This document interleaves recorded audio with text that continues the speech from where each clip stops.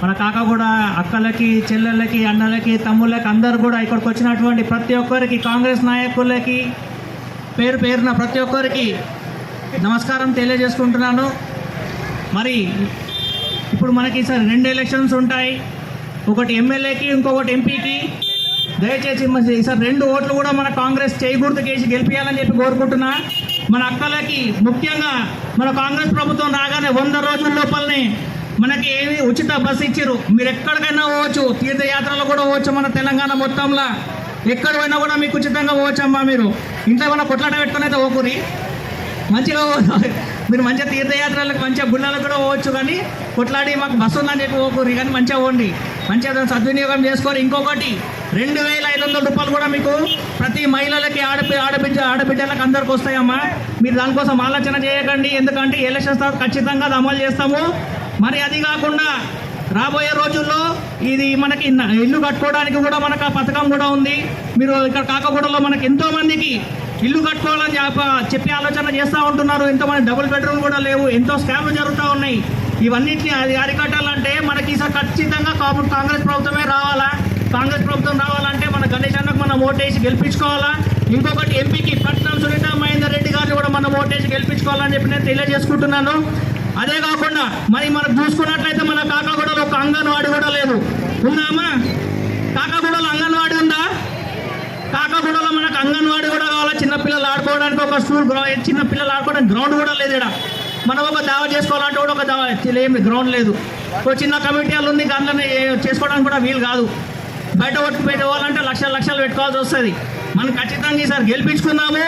మన పిల్లలకి కూడా మనం గ్రౌండ్ తెచ్చుకుందాము. అట్లనే మనకు ఒక కమిటీ హాల్, ఒక ఫంక్షన్ హాల్ లాంటిది ఏమైనా చేసుకోవాలని చెప్పి నేను ఒకటి ఆలోచన చేస్తున్నా. అన్న కూడా చెప్తా, అది ఖచ్చితంగా ఈసారి రాగానే మనం అది అమలు చేసుకుందాము.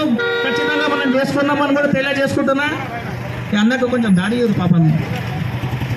अरे वहाँ पे पूरा जाम हो गया भाई, किधर जाते? 2 मिनट रुको. బస్తీ దవాఖానా లేదు, ఉందా? మనకు బస్తీ దవాఖానా కావాలా వద్దా? ఎందుకంటే ఇప్పుడు హాస్పిటల్, నార్మల్ హాస్పిటల్ పోయినాయనుకో మినిమం 1000 రూపాయలు అవుతుంది. డాక్టర్ ఫీజు 400-500 ఉంది. మనకు బస్తీ దవాఖానా అంటే ఫ్రీగా ఉచితంగా మనకు అన్ని అక్కడనే సదుపాయాలు ఉంటాయి. బస్తీ దవాఖానా కూడా మనం ఒకటి ప్రయత్నం చేసుకుందాము.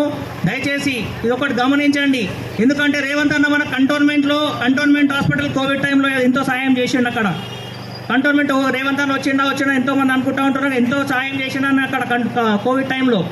అదే కాకుండా అతను మనకి ఇక్కడ నుంచి మన ప్యారడైజ్ నుంచి మనకు చామీర్పేట వరకు ఒకటి ఫ్లైఓవర్ కూడా నిర్మించడం జరుగుతుంది. అది కూడా అధికారులతో మాట్లాడి 100 రోజుల లోపలనే, 10 ఏళ్ళుగా చేయలేనిది 100 రోజుల లోపల మన రేవంత్ అన్న చేసి చూపించిండు. ఇది మన కాంగ్రెస్ యొక్క గొప్పతనం. దయచేసి ఒక్కటి గుర్తుంచుకోవాలా, రాబోయే కాలంలో కూడా మనకు ఖచ్చితంగా మనకి ఏ పథకాలు ఏవైతే ఉన్నాయో అవన్నీ కూడా మనకు వస్తాయి. దాంట్లో మీరు ఎటువంటి టెన్షన్ పడకండి. ఎందుకంటే రేవంత్ అన్న కంటోన్మెంట్ పైన ప్రత్యేక దృష్టి పెట్టిండు. ముఖ్యంగా మల్కాజిగిరి పార్లమెంటులో కూడా ప్రతి నియోజకవర్గంలో కూడా అతనికి అన్ని ఎక్కడెక్కడ ఏమేమి జరుగుతుందో ప్రతి విషయంలో కూడా అతనికి అవగాహన ఉంది.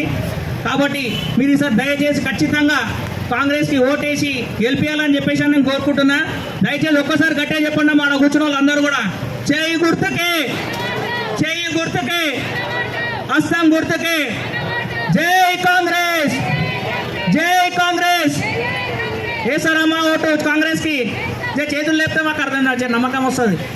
ఒక్కసారి చేయలేపురమ్మా. టైర్డ్ అయిపోయినట్టున్నారు, అయినా కూడా ఏం అనుకోకూరి.